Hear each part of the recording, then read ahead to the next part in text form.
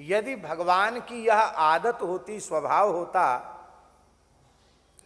अपने आश्रित भक्त के दोषों को गिनने का, दोषों को ग्रहण करने का, दोषों को स्वीकार करने का स्वभाव यदि राम जी का होता, तो कोई जीव राम जी की शरणागत हो ही नहीं पाता, किसी का कल्याण ही नहीं होता। कैसे? बोले तो सुरपति कुरुराज बालिसों कत हठि बैर बिसहते।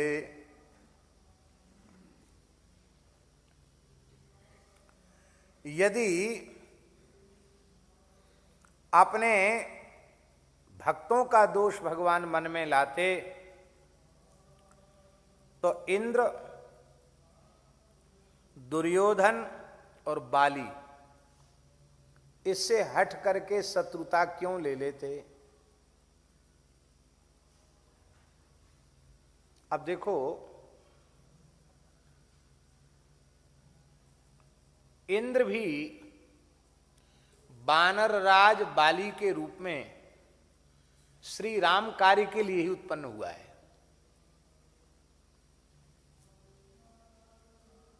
वही उसी का उसका प्रयोजन है। राम काज के लिए तो वानर के रूप में आया है, इसलिए इंद्र का अंश बाली को माना गया। और राम जी ने देवराज इंद्र के अंश बाली का वध कर दिया। सुन सुग्रीव मारी हो बाली ही एक ही बाण, ब्रह्म रुद्र शरणागत गए न उबरहि प्राण। क्यों मारा बाली को? क्यों मारा? बाली ने खुद पूछा तो राम जी ने क्या कहा? अनुज बधु भगनी सुत नारी, सुनु सठ कन्या समये चारी।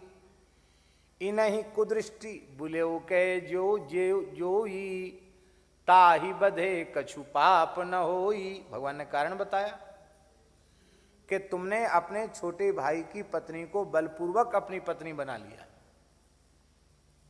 पुत्र की पत्नी को, अपने छोटे भाई की पत्नी को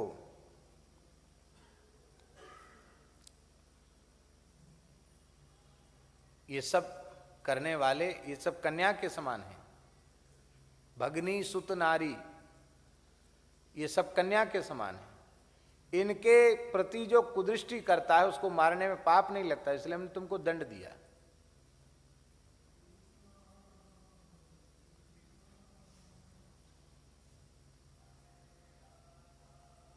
इसी दोष के कारण बाली का वध कर दिया, सुग्रीव को राजा बना दिया। सुग्रीव से हुई अपराध बना। भले ही अपराध बना न बना, लेकिन लोगों ने कानाफूसी करना शुरू की, और इसका संकेत रामचरितमानस में भी तुलसीदास जी ने दिया है। जेहि अघ बधेउ व्याध जिमि बाली, पुनि सुकंठ सोई कीन कुचाली।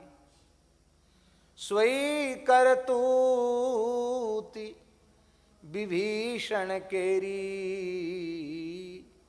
सपन्यु सोई न राम हियेरी। महाराज जी इसका समाधान दूसरे प्रकार से देते थे।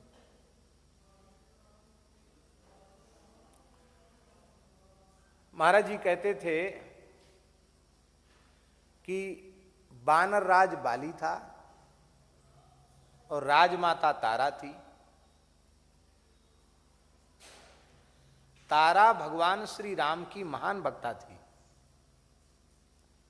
भक्ता न होती तो राम जी का महात्म्य अपने पति बाली को कैसे बताती, शरणागति की महिमा कैसे बताती। महान भक्ता थी, महान भक्ता है, और वानर इसको अपनी माता के रूप में, राजमाता के रूप में देखते हैं। और बड़ा भाई पिता के समान है तो मेरे लिए माता की जैसी ही है। इसलिए यदि सिंहासन पर तारा भी बैठेगी मेरे साथ तो प्रजा में विद्रोह के स्वर नहीं आवेंगे, मेरे द्वारा तारा का सम्मान हो जाएगा और मुझे एक विवेकी व्यक्तित्व का संपर्क प्राप्त होगा जिससे मैं पतन के गर्त में जाने से बच जाऊंगा। महाराज जी ऐसा समाधान देते थे। इसलिए सुग्रीव जी ने बाली जहां बिठाता था तारा को, वहीं सुग्रीव जी ने भी तारा को बिठाया, बाईं ओर बिठाया। और संसार तो संसार है, किसी को कहने में चूक था। लो साहब, राम जी बड़े धर्मात्मा बनते, यही कह रहे थे कि छोटे भाई की पत्नी उसको बिठा लिया बगल में, इसलिए उसको मार दिया। ये देखो, ये बड़े भाई की पत्नी तो मां के समान होती है, उसको इन्होंने बगल में बिठा लिया, सो कुछ नहीं। राम जी अपने का दोस्त तो देखते ही नहीं। भले ही लोगों ने कहा, लेकिन राम जी ने सपने सोई न राम ही हेरी, ये समाधान महाराज जी देते थे। तारा वहां क्यों बैठी? बोले तारा ने मन में विचार किया, महाराज जी का दिया हुआ भाव। तारा ने मन में विचार किया कि अब तक मैं विमुख के संपर्क में थी, अभिमानी बाली जो प्रभु श्री राम से विमुख था, मैं उसका संग कर रही थी, उसके संपर्क में थी। अब एक महान शरणागत भगवत भक्त राम जी का सखा, उसके संपर्क में रहने का सौभाग्य मिल रहा है। तो एक भक्त की सन्निधि में बैठने से मेरे हृदय में भी भगवत प्रेम का संचार हो जाएगा। इसलिए भगवत भक्ति अति दुर्लभ है, वही प्राप्त करना जीव का लक्ष्य होना चाहिए। इस भाव से तारा ने ऐसा किया। क्यों? क्योंकि भगवान जिसे ज्ञान दे दें वह फिर विषय सेवन करेगा। तारा को भगवान ने ज्ञान दे दिया है। तारा विकल देखी रघुराया, दीन ज्ञान हरि लीनी माया। ज्ञान दे दिया, माया हर लिया। तो भगवान ने जिसकी माया का हरण कर लिया हो, वो पाप पंख में डूब जाए, विषय पंख में डूब जाए, ये कैसे संभव है? पर संसार तो किसी को भी कुछ भी कहता है।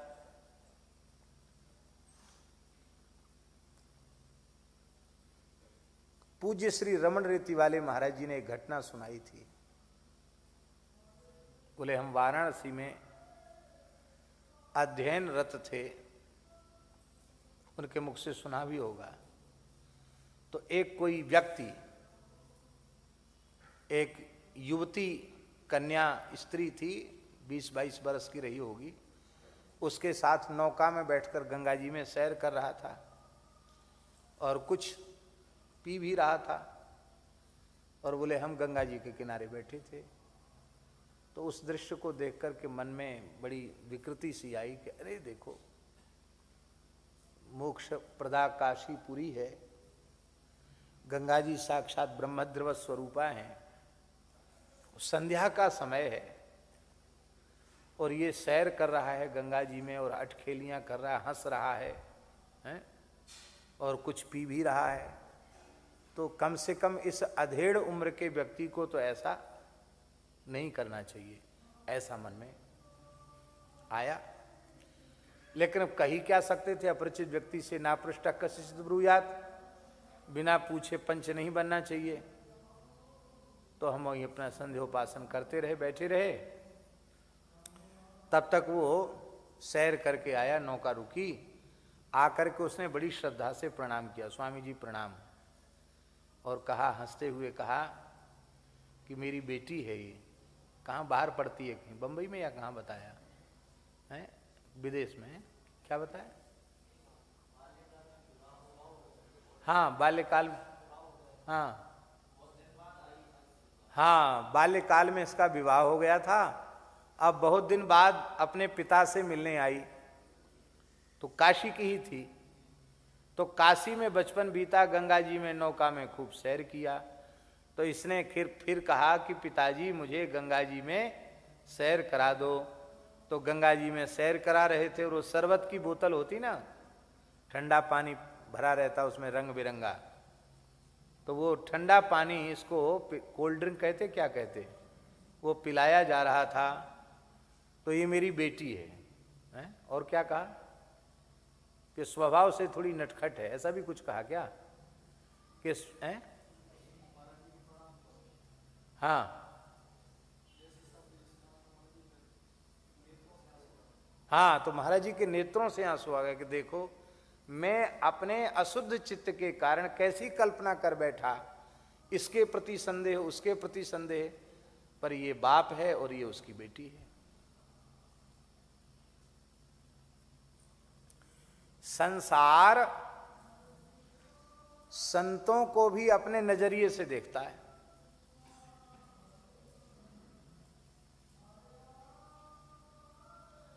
और किसी को कहने में चूकता नहीं है। बोलो भक्तवत्सल भगवान की जय। ऐसे ही मंदोदरी ने विभीषण का आश्रय लिया और मंदोदरी को विभीषण ने भी अपने वामांग में बिठाया। विभीषण की पत्नी तो लौट के लंका गई ही नहीं। विभीषण जी राम जी के राज्याभिषेक में आए तो एक ही बेटा था विभीषण जी का, मत्त गयंद, और उनकी पत्नी का नाम था शर्मा। तो जब विदाई होने लगी तो बेटा ने कहा कि आपने मेरे पिताजी को लंकेश का पद दिया, हमने तो आपसे कुछ मांगा नहीं ना कुछ चाहा, इसलिए मैं आपके चरणों को छोड़ के कहीं नहीं जाऊंगा। मुझे लंका नहीं चाहिए, मुझे आपके चरणों की सेवा चाहिए। विभीषण ने कहा बेटा ऐसा तुम्हारा भाव है तो हमें तुम्हारी कोई जरूरत नहीं, राम जी की सेवा में रहो। पिता ने आज्ञा दे दी। तो राम जी ने अयोध्या का कोतवाल उनको बना दिया, क्षेत्रपाल कोतवाल। जैसे काशी के कोतवाल भैरव जी हैं, ऐसी अयोध्या के कोतवाल मत्त गयंद बाबा हैं, जिनको अयोध्या में लोग कहते मात गैण बाबा। लोक भाषा में क्या कहते हैं? मात गैण बाबा, मत्त गयंद जी महाराज। उनका मेला होता है। अयोध्या वास करने वाले संकट में पड़ते हैं तो उनकी मनौती करते हैं, उनकी कृपा से संकट दूर होते हैं। तो पुत्र तो कोतवाल साहब बन गए, क्षेत्रपाल बन गए। और विभीषण की पत्नी थी, उनका नाम था शर्मा। शर्मा देवी बोली कि आपने हमारे पति को उर्कछु प्रथम वासना रही प्रभुपद सरित्सो भई, आपने लंकेश बना दिया। हमारे मन में तो लंका की साम्राज्ञी बनने की वासना है नहीं, हम तो श्री जानकी जी की सहचरी बनकर उनके श्रीअंग की सेवा में हम रहना चाहती हैं। हमको अयोध्या में छोटी मोटी कोई सेवा दे दो, हम अयोध्या से नहीं जाएंगे। भगवान ने कहा तुम दुर्ग पालिका देवी के रूप में पूजित होगी। अयोध्या महात्म्य में अयोध्या की दुर्गरक्षिका देवी है शर्मा देवी, जो विभीषण की पत्नी है। तो पत्नी भी लौट के नहीं गई, बेटा भी लौट के नहीं गया, अयोध्यावासी ही हो गए वो। अब विभीषण को कोई ना कोई तो चाहिए सहयोग के लिए, संग के लिए। तो मंदोदरी के प्रति सबकी श्रद्धा थी, मंदोदरी को वामांग में बिठाया। राक्षस तो राक्षस ही ठहरे, कहें देख लो बड़े भजनानंदी बनते हैं, तिलक लगाते हैं, तुलसी बांधते हैं, देखो अपने बड़े भाई की पत्नी को बगल में बिठा रखा है। लेकिन राम जी ने उसे गिना नहीं। इसका तात्पर्य क्या है? जोश सच्चा हो तो भी नहीं गिनते और झूठा हो तो भी नहीं गिनते। दोष न देखने का, न गिनने का स्वभाव है। तो बाली का वध का मतलब क्या था? इंद्र से बैर मोल लेना। भाई इंद्र के अंश को नष्ट कर दिया भगवान ने, तो इंद्र को अच्छा लगा होगा क्या?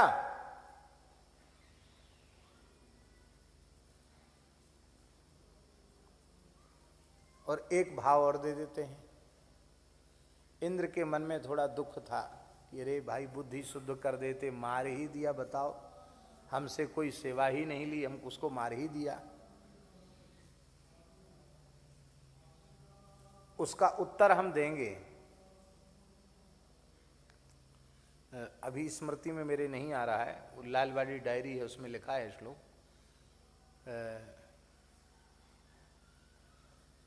किस पुराण का है? लिंग पुराण का बताया था क्या? हाँ। अभी मेरी स्मृति में थोड़ा नहीं है, स्मृति भी थोड़ी कमजोर होने लग गई। और उस श्लोक और अध्याय संख्या सब लिखी हुई है, उसमें ये बात पक्की है। हाँ, ब्रह्मांड पुराण में उसमें बात स्पष्ट लिखी हुई कि रावण और बाली की संधि हुई थी। उस संधि में जैसे राष्ट्र देशों के साथ संधि होती ना, संधि प्रस्ताव, तो संधि हुई थी रावण की कि संकट के काल में तुम मेरी सहायता करोगे।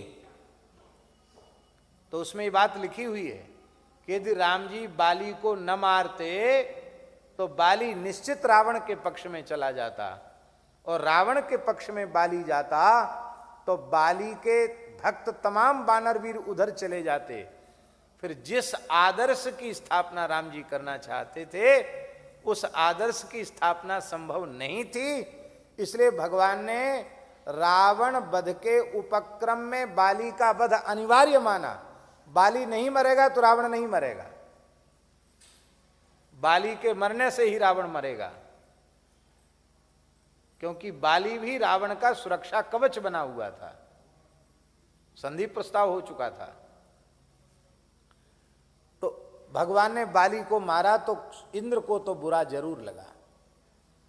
तो भगवान ने कहा चलो कोई बात नहीं, इस बार सूर्य के अंश से उत्पन्न सुग्रीव के ऊपर कृपा की, अब की बार सूर्य के अंश से उत्पन्न कर्ण को मारेंगे, कृष्णावतार में मरवाएंगे हैं, और इंद्र का अंश जो अर्जुन है, अर्जुन की सहायता करेंगे। बोलो भक्त वत्सल भगवान की। कृष्णावतार में इंद्र का अंश ही तो है अर्जुन, तो अर्जुन के भगवान सखा बन गए, और सूर्य का अंश है कर्ण, कर्ण का भगवान ने वध करवा दिया। तो नीति प्रीति परमार्थ स्वार्थ को न राम सम जान जथारथ, ऐसी नीति प्रीति का पालन करने वाला राम जी के जैसा कोई दूसरा नहीं है। कुरुराज बालिसों हठ कर हैं कत हठि बैर बिसहते, जो जो जप जाग जोग व्रत वर्जित केवल प्रेम न चाहते, तो कत सुर मुनि बर बिहाय ब्रज गोप गेह बसी रहते। यदि आप केवल प्रेम को अंगीकार न करते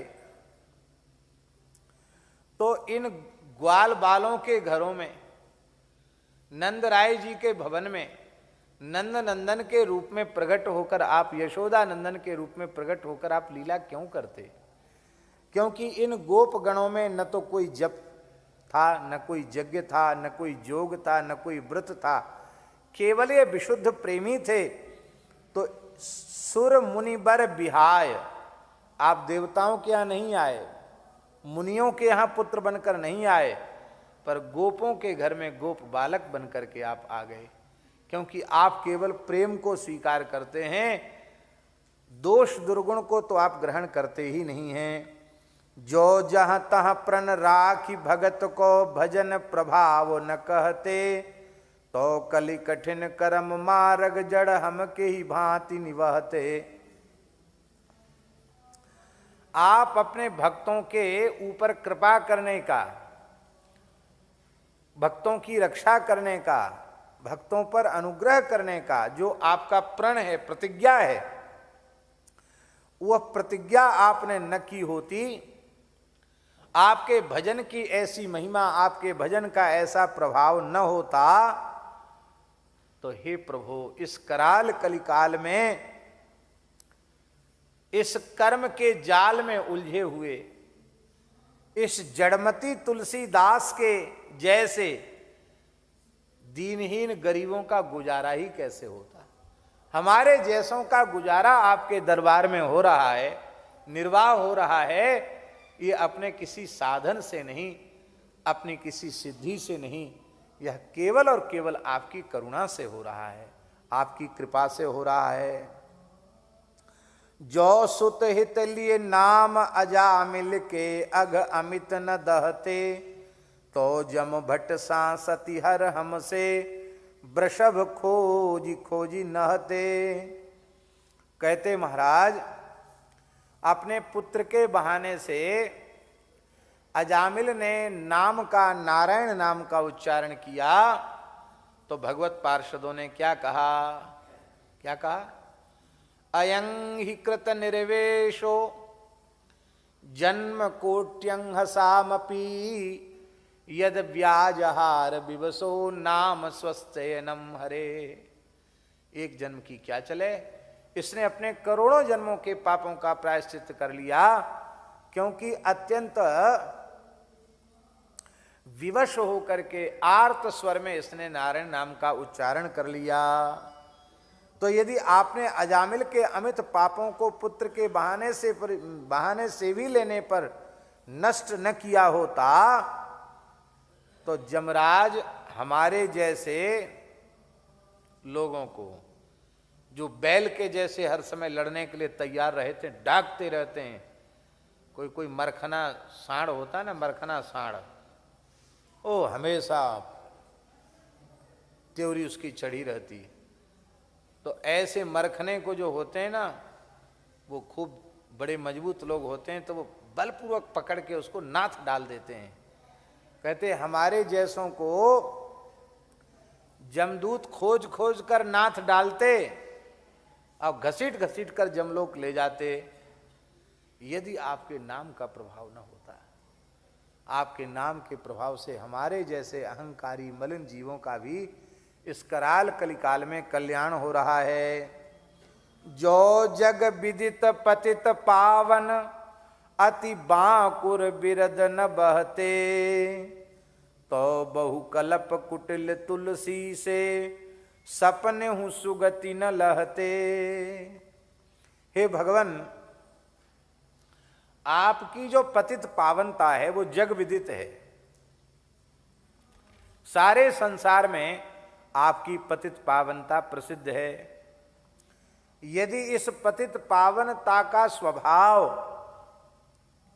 इस पतित पावन बाने को, स्वरूप को, स्वभाव को आपने अंगीकार न किया होता, तो तुलसीदास जैसे कुटिल जीव तो अनेकों कल्पों में भी साधन करते करते मरते, पर उनको कभी सुगति नहीं मिलती, उत्तम गति नहीं मिलती।